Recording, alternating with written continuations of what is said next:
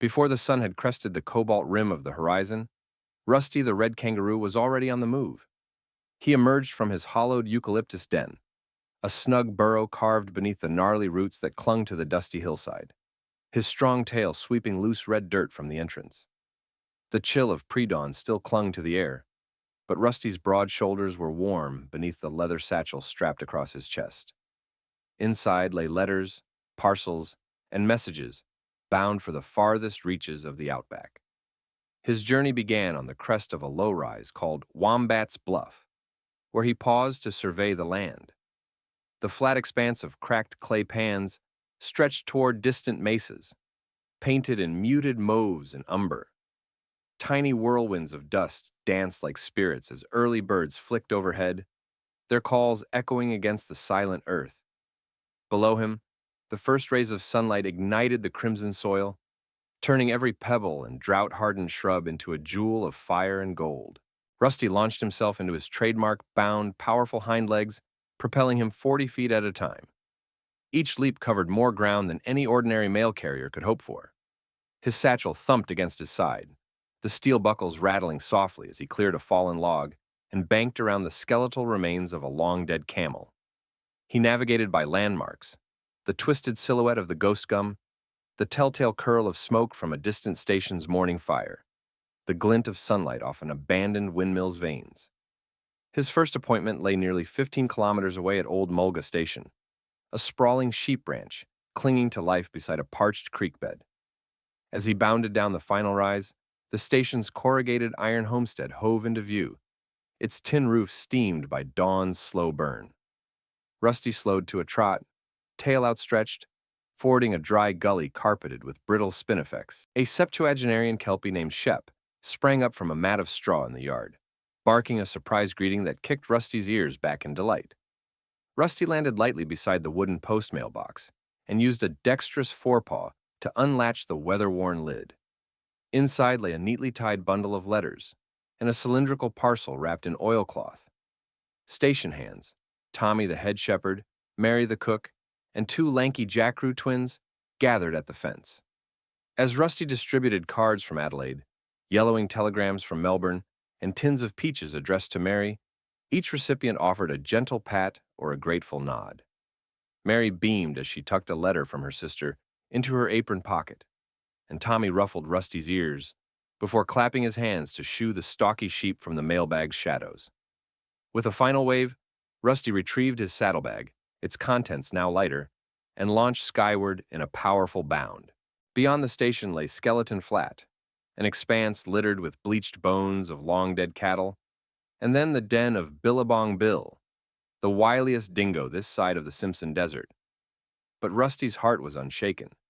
He was the Kangaroo Mailman, sworn to defy dust storms and dingoes alike, leaping from dawn until dusk to weave human stories across the red wilderness. And as he disappeared over the rise, his rhythmic bounding echoed like a heartbeat across the virgin earth, an oath of connection in the vast, lonely outback. With Old Mulga Station receding beneath the crimson dawn, Rusty adjusted the satchel's weight against his chest and set his sights on the next waypoint, Wattle Creek Homestead, nearly 40 kilometers across the barren sweep known as Skeleton Flat. Named for the sun-bleached bones littering its parched surface, this flatland tested even the hardiest outback traveler. And for a kangaroo mailman, no distance was too great. Rusty plunged into a series of rolling bounds, each leap clearing tufts of desiccated spinifex and rough limestone shards.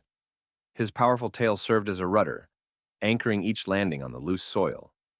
By mid-morning, the sun had climbed overhead, turning the air into flickering waves of heat.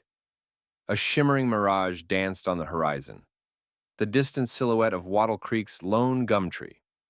Yet between Rusty and his destination lay the notorious Dingoes' Den, a rocky outcrop where the cunning canines hunted for unwary travelers and abandoned livestock.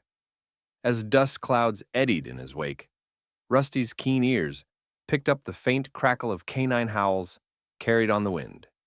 He slowed, muscles tensing, and scanned the parched mesa. 3 dingoes, lean and amber-furred, watched him from atop weathered boulders. Their eyes glinted with hunger and curiosity, their muzzles stained with saltbush. Rusty paused, heartbeat steady, and reached into his pouch to produce a small wooden letterbox model, his mailbag's logo, dangling it before him like a peace offering. The alpha dingo, its scarred flank testament to many skirmishes, stepped down to meet him. Rusty's expression remained calm as he set the model on the ground and tilted it toward the dingo, a silent gesture of trust. The dingo circled the satchel, sniffed the leather straps, and at last permitted Rusty to continue unharmed. In that brief truce, Rusty sensed a kinship born of survival. Both species masters of these harsh lands, both driven by duty, the dingoes to their pack, Rusty to the scattered homesteads. Beyond the den, Skeleton Flat stretched endless and austere. Rusty's shadows grew long as noon approached. He paused at a small waterhole, a rare oasis of muddy puddles and wiry reeds, to refill a shallow steel canteen strapped to his satchel. Under the blistering sun, even the stagnant water felt sweet. He tucked the canteen away and resumed his vigil, scanning for the slightest sign of a dust storm. By afternoon, a rumble on the western horizon warned of an approaching squall. Whirling walls of ochre dust swept across the flat, threatening to blot out the sun and choke the lungs of any unprotected traveler. Rusty pressed his pouch tight against his chest and sought the lee side of a massive bobe tree that rose improbably from the desert sands. Beneath its gnarled boughs, he rooted himself in a crouch, tail coiled for balance, as the storm roared past in a torrent of grit and wind. Minutes felt like hours, but at last the dust veil lifted, revealing a scarlet sky fading toward the homestead's distant lights. Rusty shook the grit from his fur, straightened, and launched into the final leg of his trek. Each bound carried him closer to Wattle Creek. Whitewashed walls, a brick-lined well, and the welcoming silhouettes of children who had waited impatiently for their weekly letters. As dusk's first stars appeared, Rusty arrived beside the homestead's slatted mailbox. Exhausted yet triumphant, he delivered news of births, birthdays, and urgent supplies, and in return received pats, treats of sweet wattle seed cake, and murmured thanks against the glowing lanterns. The dingo's den and Skeleton Flat lay behind him now, conquered by courage, trust, and the unwavering bounds of Australia's one and only Kangaroo Mailman. Dawn's pale light filtered through the wattle and mulga as Rusty rose from a straw pallet in the Wattle Creek homestead's cool breezeway. After a hearty breakfast of wattle seed pancakes and damper, he hefted his satchel, its straps worn smooth by weeks of bounding across the outback, and set his sights on the next destination. Overlanders Camp, a remote miners' outpost, 50 kilometers to the northwest. Leaving the homestead, Rusty followed the winding bed of the Ghost Gum Gully. Here, ancient eucalyptus trunks arched overhead like cathedral vaults, their white bark gleaming against stands of red sand. The ground beneath was carpeted in tensile vines and resilient grasses, a rare ribbon of green threading through the arid expanse. Each bound carried Rusty over sun-cracked banks and shallow waterholes that held only half a season's rain. Mid-morning found Rusty at the gully's narrowest pass, where the channel contracted between walls of ironstone. He paused there, satchel sliding forward, and listened intently. From within the rocky folds came the low rumble of heavy machinery. Overlanders' diesel-driven pumps working to extract the last drops of water from a deep well. Ahead lay the camp, a scatter of corrugated iron huts, fuel drums, and the skeletal frame of an abandoned drill tower. As Rusty approached, the camp's lone shepherd dog, a brindle-coated coolie named Jess, bounded out to greet him. She wove between his legs, ears perked for mail, before leading him to the central mail shack, a reinforced timber lean-to where miners gathered at midday for news from the outside world. Inside, half a dozen rugged men and women with dust-streaked faces and oil-stained overalls looked up from their workbenches. The foreman, a burly ex-stockman named Big Alf, tipped his battered hat. "Morning, Rusty," he boomed. "Heard you've crossed the dust storm ridge already. Reckon you've got news from the city?" Rusty hopped onto a makeshift post, deftly unbuckled his satchel, and handed out envelopes, payroll notices, a parcel of safety goggles for the night shift, letters stamped with addresses from faraway cities. Each miner accepted his delivery with a grunt or nod. A young geologist slipped him a cold can of lemonade in thanks, and a cook named Sheila pressed him a wrapped meat pie for strength on the next leg. But the outpost had its troubles. One of the pump engines had seized overnight, and water levels in the well were dangerously low. Alf scratched his stubbled jaw. "We'll be stuck here till we can fix the pump or haul water in drums from the river miles away." His tone was resigned, eyes shifting to the desiccated creek bed beyond. Rusty's keen mind raced. He reached into his satchel and withdrew a set of blueprints, a map the homestead's engineer had provided detailing an alternate shallow spring upstream in Ghost Gum Gully. "There's a seep just beyond the ridge," he chattered, pointing with his paw to the hand-drawn lines. "If you reroute the flow through that old lead pipe, you'll keep the well topped until the engine's fixed." Heads turned at his suggestion. Alf's eyes brightened. "You've backed up your mail run with good sense, mate," he said, clapping Rusty on the shoulder. The miners sprang into action, loading pipes and tools onto a flatbed trailer. By midday, Rusty bounded alongside the workers as they trundled the equipment up the gully slope.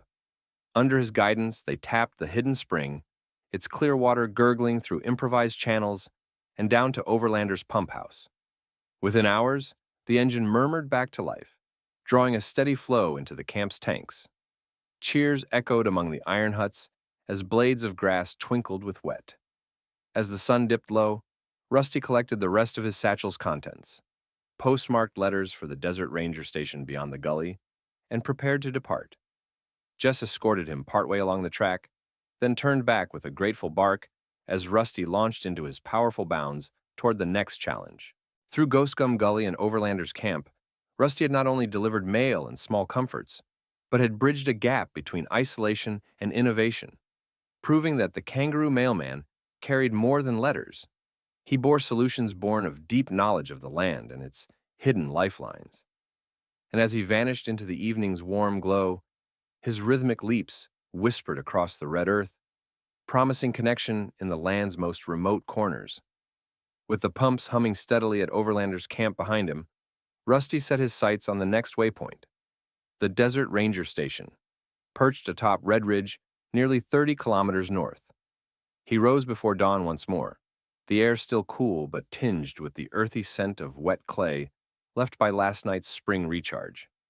Slung across his shoulders, the satchel now contained ranger reports, first aid supplies, and a delicate parcel, an emergency EpiPen for a child allergic to bee stings, airmailed from the city. His path led him back into Ghost Gum Gully, but soon the familiar cathedral of Ghost Gums gave way to barren spinifex plains. The land climbed in gradual waves to Red Ridge, whose ochre summit gleamed in morning light. Rusty bounded across a mosaic of quartz pebbles and termite mounds, tail swaying to steady each landing.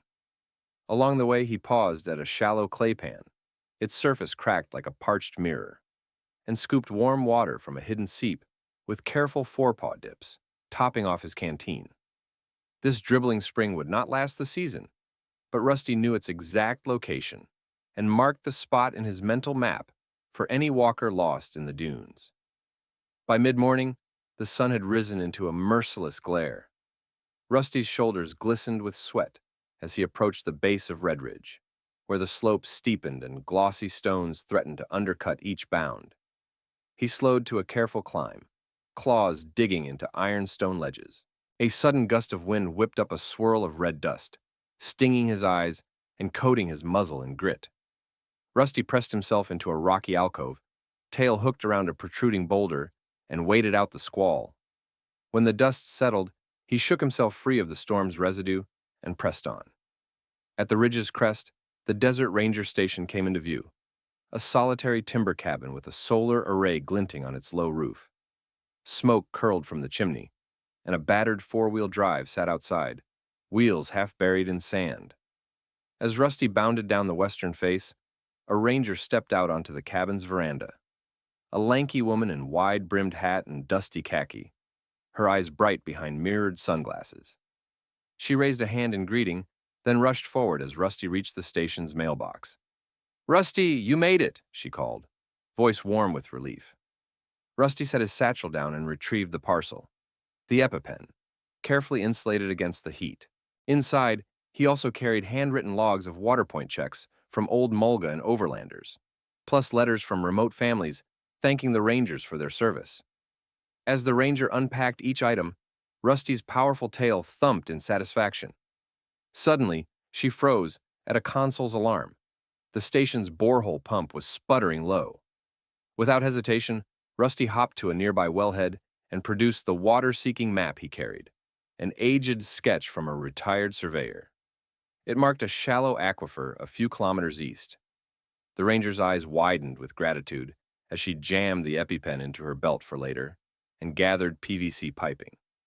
By late afternoon, under Rusty's guidance, the Ranger team tapped the aquifer beneath a lone ghost gum. Cool water spurted into the trough, supplying the station's tanks again. As the sun dipped toward the western horizon, Rusty released his satchel, now nearly empty of letters, and prepared for the next leap of his extraordinary mail run. Before bounding away, he accepted a handful of protein-rich kangaroo pellets, an offered ration, and a gentle pat on the head. The Ranger tipped her hat in farewell as Rusty's silhouette receded over Red Ridge, the last rays of sun catching his muscular form. Once more he carried with him not only the mail, but renewed hope and sustenance for those who watched the wilderness from their lonely outposts. Proof that the kangaroo mailman's boundless leaps bridged even the most daunting divides. After replenishing the Desert Ranger Station's water and passing along vital correspondence, Rusty raised his gaze to the southwest, where the Sunset Sands, an endless sea of wind-blown dunes, stretched toward Outstation 27. This tiny settlement, home to a single family of 4 and their brood of orphaned camels, lay 60 kilometers away and marked the final leg of Rusty's legendary route. He set off at first light, crossing the red dust tracks encrusted by saltbush and hardy spinifex. As the plane gave way to rolling dunes, Rusty's powerful legs carried him effortlessly over the shifting sands, each bound buoyed by the bounce of his elastic tendons.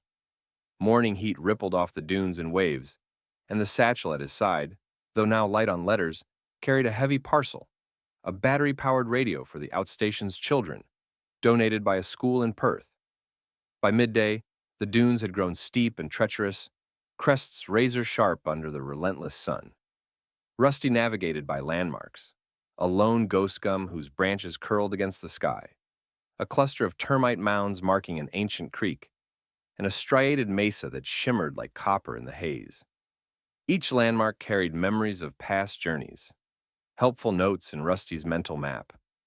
As the sun dipped toward its zenith, Rusty paused at the crest of Dingoes Ridge, the second den on his journey. This rocky spine was legendary for prowling dingoes, seeking easy prey in the midday heat. True to the ridge's name, a trio of dingoes eyed him from behind wind-worn boulders. Rusty halted, chest rippling, and reached into his pouch for a pouch of dried roo jerky, a peace offering he reserved for this very moment. He tossed the jerky toward the raiding party, then stepped back in respect. The dingoes snarled, then sniffed at the meat, before each slinking off into the sands, leaving Rusty to press on unharmed. Beyond Dingoes Ridge lay the Sunset Sands proper, rolling hills of burnished gold that stretched unbroken to the horizon. Each dune slope threatened to swallow an unwary traveler, yet Rusty bounded with practiced footfalls, landing at the wave's crest and launching down the leeward side in a graceful arc. The radio parcel rattled snugly in his satchel, protected from grit by its weatherproof case. By late afternoon, shadows lengthened across the sands as Rusty descended toward the oasis that sustained Outstation 27, a cluster of date palms circling a freshwater bore. The settlement, 2 timber cabins, a makeshift schoolroom, and a corral of wandering camels hove into view at the dune's foot. 4 figures stood outside, the outstation's matriarch, her husband, and 2 wide-eyed children clutching metal cups of water. Rusty hopped through the soft sands to the children, gently unpacking the radio and handing it to their mother. As she carefully removed the wrappings, The static crackle of a distant broadcast filled the air, a lifeline to the outside world. The children's eyes widened in delight as the announcer's voice drifted across the silent sands. Station hands burst into applause, patting Rusty's head and slipping him morsels of date-sweet cake.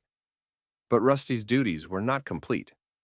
Among his pouch's final letters was a missive from the children to their grandparents in Adelaide. Stories of school projects, drawings of desert wildlife, and a pressed bloom of desert rose.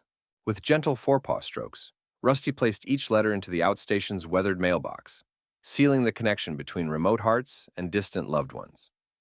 As the sun sank behind the dunes, painting the sky in bands of crimson and violet, Rusty prepared for his return journey. The outstation's lights glowed warmly in the dusk, a beacon of human perseverance in the wild. Exhausted yet fulfilled, he launched into his powerful bounds, vanishing into the fading light, his rhythmic leaps carrying the promise that as long as there was mail to deliver, the Kangaroo Mailman would bridge the outback's greatest distances, defying dust storms, dingoes, and the relentless march of time. With the sun's last embers fading behind the sunset sands, Rusty tucked away the empty satchel and paused at the oasis's fringe. The children of Outstation 27 waved him off, their laughter mingling with the rasp of date palm fronds in the evening breeze. Beyond them lay the long homeward stretch, over the low dunes to Skeleton Flat once more, then into Forgotten Gorge, a narrow canyon notorious for sudden flash floods and howling nocturnal winds. Under a sky dappled with stars, Rusty bounded northward, his powerful legs eating the kilometers in rolling arcs. By midnight, he reached the cracked clay pans of Skeleton Flat, now silvery in moonlight. A chill wind snaked across the open plain, rattling spinifex seeds like whispered secrets. Rusty paused at a familiar waterhole, its muddy rim shimmering, in case any stray traveler needed a drop. A lone bilby scuttled from the reeds, sniffed at Rusty's canteen, and vanished into the night. Beyond the flat's edge lay Forgotten Gorge, its entrance a yawning maw between towering walls of ironstone. Strange echoes, bubbling underground streams, and distant kangaroo calls reached Rusty's ears as he plunged into the canyon. The walls converged overhead, funneling the dying wind into gusts that rattled loose stones. Rusty hunched low and pressed his satchel tight, each bound a calculated leap from ledge to ledge, avoiding slick patches where seepage glistened under starlight. Halfway through the gorge, Rusty's keen eyes caught a flicker, a narrow side passage where glints of quartz hinted at hidden seepage. He diverted, testing the stones with cautious paw presses, until he uncovered a trickle of clear water fed by an underground spring. Quickly, he used his canteen to divert a small channel back toward the main trail, marking the spot in his mind for future travelers. Even the Kangaroo Mailman could not ignore those in need of water in the desert's heart. Deeper in, the canyon narrowed to a squeeze only Rusty's dexterous form could navigate. Here, the wind reared up with sudden ferocity, whipping dust and gravel into swirling clouds that stung his eyes. He braced his tail against a rocky bulge, closed his eyes against the grit, and waited out the squall. In moments, the wind abated as mysteriously as it had begun, leaving the gorge in an uneasy calm. Emerging from the narrow throat, Rusty found himself in a hidden amphitheater, a half-moon clearing where centuries-old stalactites, once part of a collapsed cavern, arched overhead. Ferns carpeted the floor in lush emerald, fed by underground moisture. Rusty paused and folded an ear backward, listening to the gentle drip-drip of reactivated seepage. He sensed the amphitheater's role as a natural refuge, and left a handful of date-seed cake crumbs as a token for any solitary night wanderers who might stumble upon its sanctuary. Beyond this secret grove, the path rose toward Granite Ridge, the final barrier before home. Rusty's bound grew labored as fatigue pressed into his muscles. Mid-climb, his satchel caught on a jutting rock, snagging the leather and tearing a small rip. He paused, chest heaving, and used his forepaw claws to expertly mend the tear with a length of braided vine he carried for emergencies.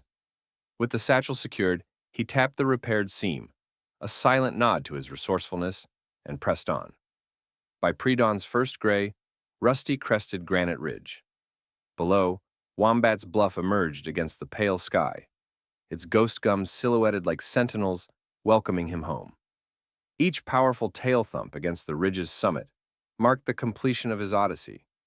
Letters delivered, lives touched, hidden water points revealed, and now, crucial shelters provisioned for future travelers. Rusty took one final breath of the cool, desert dawn, feeling the land's vast sweep settle into his bones. He launched into the last bound toward his eucalyptus hollow, satchel lighter but spirit fuller than any mail run before. Behind him, Forgotten Gorge, Skeleton Flat, and the Sunset Sands lay silent and honored, their secrets shared and safeguarded by Australia's legendary Kangaroo Mailman.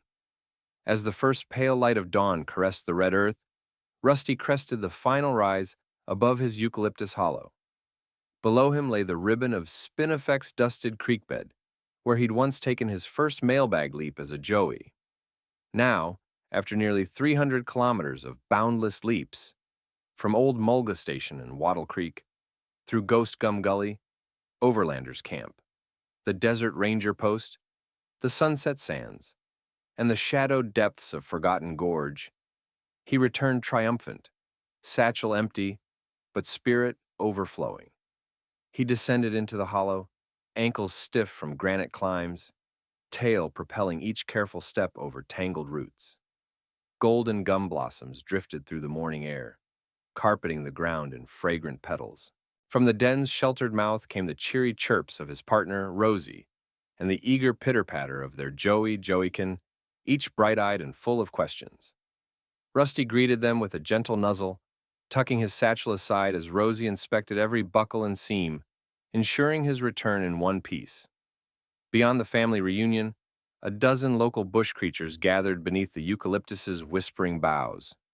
Emus, bandicoots, possums, and the ever-watchful kookaburras. They formed a semicircle of thanks, each with its own reason to honor Rusty's journey. Messages of love, urgent supplies of medicine, guidance to hidden water points, and the simple joy of human connection carried across the wilderness. A wise old goanna presented him with a sprig of desert rose. The ibis offered a silver-skinned pebble, polished by outback rains. Even the dingo pack from Billabong Bill's den trotted in respectful formation, tails low in salute. Rusty stood before the assembly, chest heaving with pride and humility. He tapped his satchel thrice, a ritual salute from kangaroo kind, and then loosened its straps, setting it gently on the sun-warmed earth. From its empty depths rose the echo of every story delivered. Birthday wishes, pleas for aid, news of new births, cries of sorrow and triumph. In that silent moment, Rusty felt the true weight of his service, not in the letters, paper, and ink, but in the bonds woven between hearts, spread across a land vast and wild. As the eucalyptus moon made its final bow before sunrise, Rusty gathered his family and the assembled creatures in a jubilant bound across the hollow's fringe. Each powerful leap carried him lightly into a new day, a living testament that connection endures where distance dares to divide. And in every pounding heartbeat and rustling leaf, the legend of the Kangaroo Mailman lived on, an unbroken chain of trust and courage beneath the boundless outback sky.